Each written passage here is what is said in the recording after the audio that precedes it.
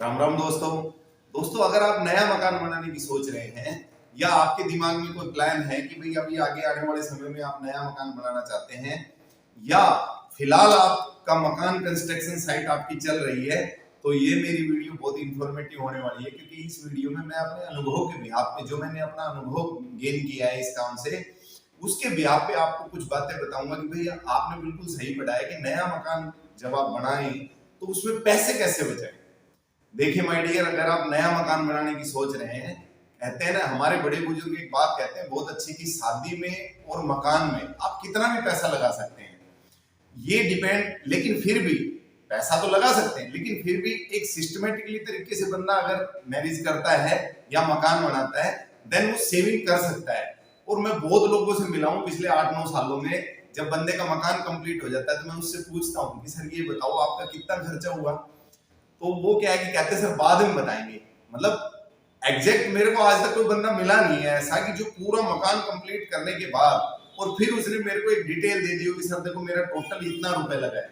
और my dear, अगर आप मेरी वीडियो देख रहे हैं, आपने पहले मकान बनाया है और आपके पास वो टोटल डिटेल्स है, तो कमेंट्स करके मेरे को जरूर बताएं।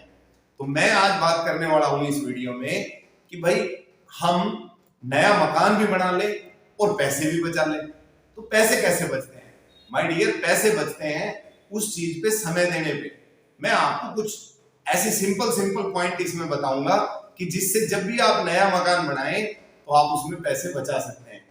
देखिए, पैसा बचाना एक होता है कि भाई जो हमें जरूरत की चीज है वो तो हमें लगानी ही है। ऐसा नहीं है कि मैं आपको ये बोलूंगा कि जरूरत की चीज मत लगाओ, नहीं, जो जरूरत की चीज है वो तो हमें, अगर मकान बना रहे हैं तो वो तो लगानी है, लेकिन कैसी लगानी है, क्योंकि मार्केट में बहुत सारी चीजें मिलती है। तो माय डियर, सबसे पहली बात तो यही है कि अगर आप नया मकान बनाने की सोच रहे हैं तो एक एक्सपर्ट आदमी, देखिए आप किसी अलग फील्ड में एक्सपर्ट होंगे, आप अगर कंस्ट्रक्शन लाइन के ही बंदे हैं तो आपको किसी एक्सपर्ट को लेने की जरूरत नहीं है।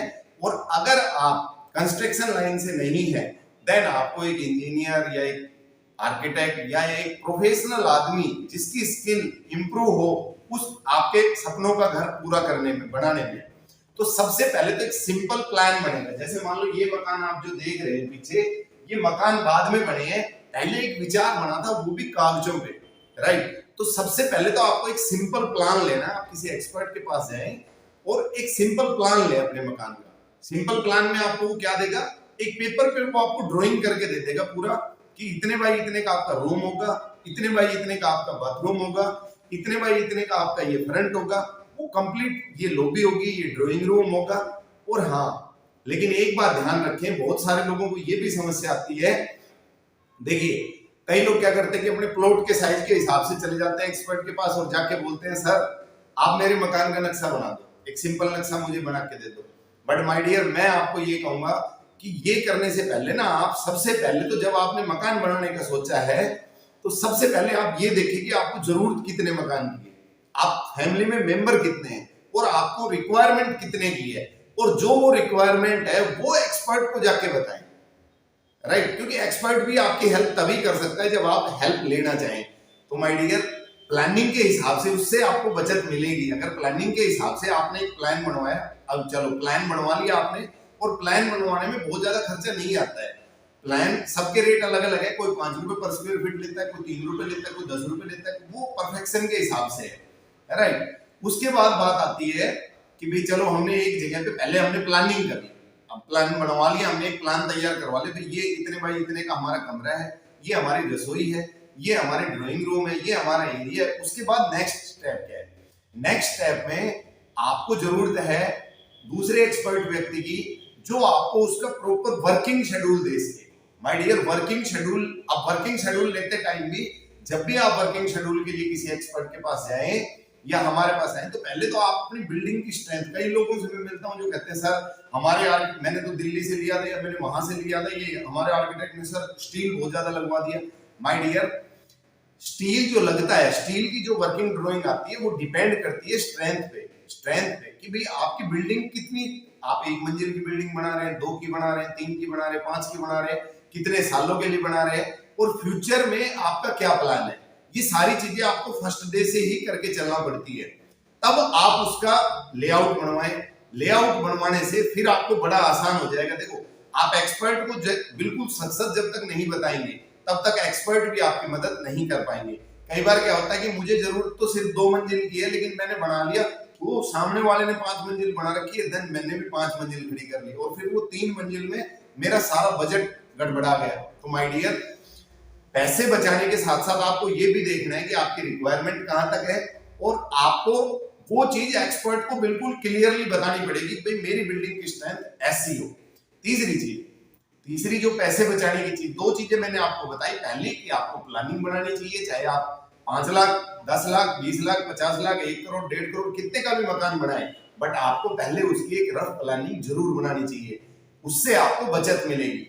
दूसरी बात कि आपको एक्सपर्ट से जाके उसकी ड्राइंग लेआउट पूरे लेने चाहिए, वर्किंग शेड्यूल पूरे लेने चाहिए, ताकि आपको स्टील की स्ट्रेंथ के बारे में, पूरी ड्राइंग फुटिंग के बारे में, कहते हैं ना कि आप अगर अपने सपनों का घर बना रहे हैं तो आपको पता है ये बात कि मकान की नींव मजबूत होना बहुत जरूरी है और नींव मजबूत के लिए आपको एक्सपर्ट के पास जाना चाहिए।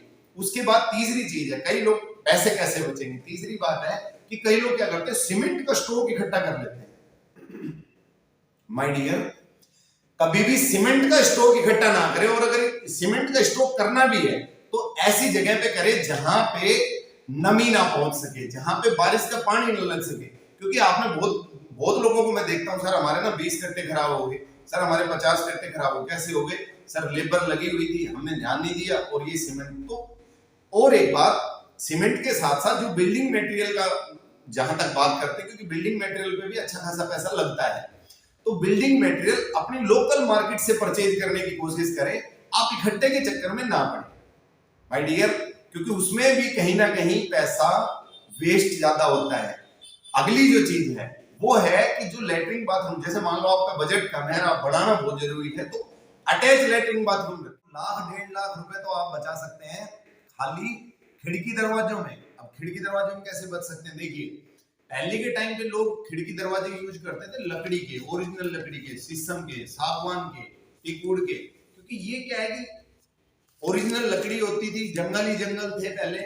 और अब धीरे धीरे क्या हो रहा है कि लकड़ियां कट गई है, पॉपुलेशन बढ़ती जा रही है। तो माय डियर, लकड़ी के खिड़की दरवाजों की मेंटेनेंस करना, उनके पॉलिश करना, और सबसे बड़ी चीज ये कि उनमें एनवायरमेंट इफेक्ट इतने ज्यादा हैं, तो आप अगर आप सेविंग करना चाहते हैं नए मकान बनाने में, तो लकड़ी के खिड़की दरवाजे लगाने की बजाय विंडो तो आप यूज कर सकते हैं, यूपीवीसी पे जा सकते हैं या सिस्टम एल्युमिनियम पे जा सकते हैं, वो कंफर्म है कि वुड से सस्ते हैं।